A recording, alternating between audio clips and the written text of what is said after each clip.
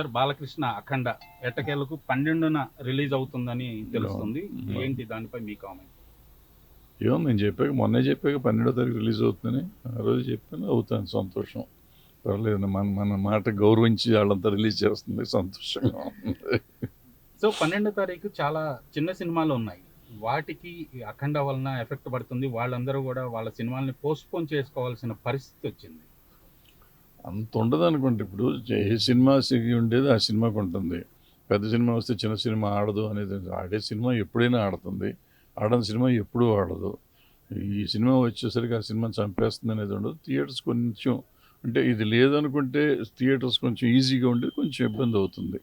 Number of theatres వాళ్ళు suppose for example 100 థియేటర్లు చేద్దాం అనుకో, ఆ చిన్న సినిమాకి 100 ఉండవు, 50 ఉండొచ్చు. అట్లాంటివి జరుగుతాయి. సో అఖండ ఇష్యూలో మేజర్ మిస్టేక్ ఎవరిది అనుకుంటున్నారు? ఎవరిదే ఉంది మిస్ప్లానింగ్.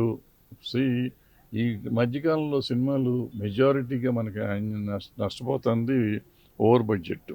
అంటే మనం కెపాసిటీ ఎంత ఉంటుందో అంతగా సినిమా తీయాలి, కానీ అంతకు మించి ఊహించేసి, ఇప్పుడు మనం పులిని చూసి నక్కవాత పెట్టుకున్నట్టు RRR వచ్చింది, కల్కి వచ్చింది, బాహుబలి వచ్చింది, నాకెందుకు రాదు అని అనుకోవటం కంటే, మనం తీసామనుకోండి 100 కోట్లుగా తీసి 1000 కోట్లు వస్తే సంతోషించాలి, కానీ 1000 కోట్లు వచ్చేస్తుందని 1000 కోట్లు ఖర్చు పెట్టి నష్టపోయి ఇట్లా సినిమాలు ఆపుకోవటం కరెక్ట్ కాదు కదా. ఇప్పుడు బాహుబలి కూడా ముందు ఫస్ట్ పోర్షన్ 100కే తీశారు, రెండో పోర్షన్ వచ్చేటప్పుడు 300 తీశారు, తర్వాత సినిమా 400 కోట్లు, RRR 400, 500 చేశారు. అట్లా ఒకదాని తర్వాత ఒకటి పెంచుకుంటూ పోవాలి తప్ప ఈ ఊరికే వచ్చేస్తుంది అనుకుంటే ఎక్కడి నుంచి వస్తాయి డబ్బులు.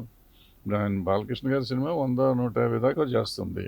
సో ఆ బడ్జెట్ లోపల ఉండాలి. మనం ఆల్రెడీ 200 కోట్లకి తీసుకెళ్ళి ఓవర్ ప్రొజెక్ట్ చేసుకుంటే, సో మనం మోసం చేసుకోవటం అవన్నీ. సో ప్రొడ్యూసర్లు జాగ్రత్తగా ఉండాలి, డైరెక్టర్లు జాగ్రత్తగా ఉండాలి.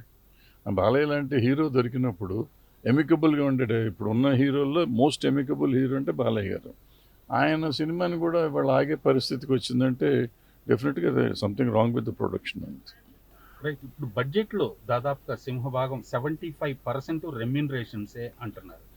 అది తగ్గించుకునే మార్గం ఏంటి సార్? ఏముండదు, అది ఎవరు తగ్గిస్తారు. తగ్గించాలని మనం చెప్తాం.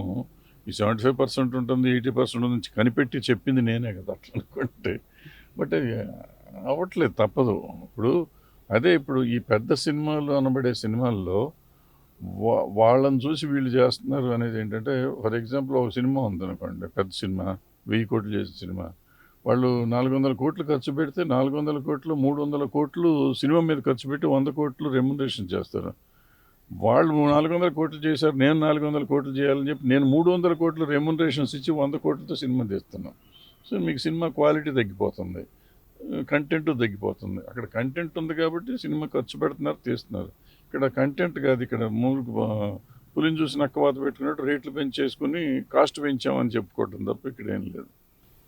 అంటే సినిమా ప్రొడక్షన్లో హీరోని, మెయిన్ టెక్నీషియన్స్ని కూడా భాగస్వాముల్ని చేస్తే ఈ సమస్యకు కొంత పరిష్కారం దొరికే అవకాశం ఉంది. చేస్తున్నారు, చేసేవాళ్ళు చేస్తున్నారు. అవన్నీ సమస్యకి పరిష్కారాలు అనేది ఏమి ఉండదు.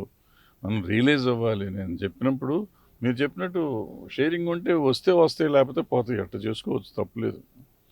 బట్ దానికి కూడా లిమిట్ ఉండాలి కదా. ఇప్పుడు సినిమా చేసి నాకు మొత్తం అంతా నాదే, భారతదేశం అంతా రైట్స్ నాయి అంటే నాకు ప్రొడ్యూసర్కి ఏమి వస్తాయి మళ్ళీ? ఆ షేరింగ్ ఎంత, ఈ హీరోకి ఎంత, డైరెక్టర్కి ఎంత, ఆర్టిస్టులకి ఎంత, హీరోయిన్కి ఎంత, అట్లా పెట్టుకొని చేసుకుంటే బాగానే ఉంటుంది. దానికి ఒక లిమిట్ ఫిక్స్ చేసుకుంటే బాగుంటుంది. చరిత్ర సృష్టించినోడు ఇప్పుడు ఆ చరిత్రని తిరగరాయబోతున్నాడు. అబద్ధాల గోడల్ని బద్దలు కొట్టి నిజాలను రాగా మీ ముందుంచబోతున్నాడు. నిజమైన వార్తల కోసం వెంటనే డౌన్లోడ్ చేసుకోండి రా యాప్ని.